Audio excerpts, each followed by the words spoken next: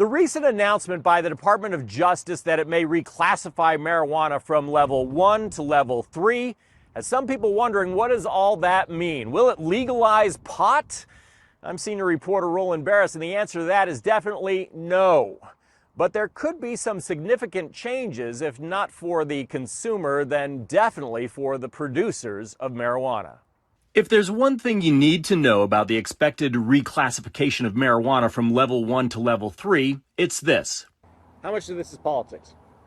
Absolutely all of it is politics.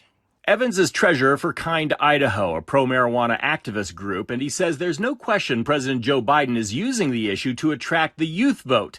But that doesn't negate the good he says it could do. What is the biggest change that will happen here in Idaho right away? The biggest change that's going to happen here in Idaho is our physicians at the Veterans Affairs are going to be able to work with veterans recommending medical marijuana, medical cannabis for treatment of a number of things, including pain management, post-traumatic stress, as well as cancer treatments. But outside of that, at this point, I don't see the switch to Schedule 3 really affecting Idaho in any way, shape, or form. When it comes to the highly competitive business of marijuana, the owner of Treasure Valley Cannabis says reclassification will restore tax breaks that the industry was previously denied. It's a huge savings. All of a sudden, I'm allowed federal write-offs that other businesses are typically allowed daily. It's a huge windfall for the retail piece. That could mean an additional $1.5 to $2 million a year for his business. But no one expects reclassification to happen overnight. All this stuff takes longer than people credit it. And Kind Idaho worries that reclassification is like ringing the dinner bell for Big Pharma. You just gave all of them control over a market that's already been created by entrepreneurs who have been working at the state level for legalization and decriminalization. And is that bad?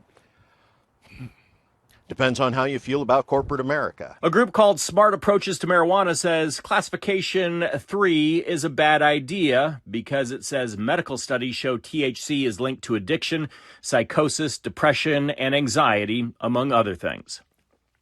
Interestingly enough, get this, fentanyl, which we've heard so much about, which has killed thousands of people in the U.S. every year, is a Class 2 controlled substance. In fact, fentanyl killed 70,000 people in 2021. Meanwhile, the Pew Research Group reports that an overwhelming majority of 88% of Americans believe marijuana should be legalized in the U.S. for medical or recreational reasons.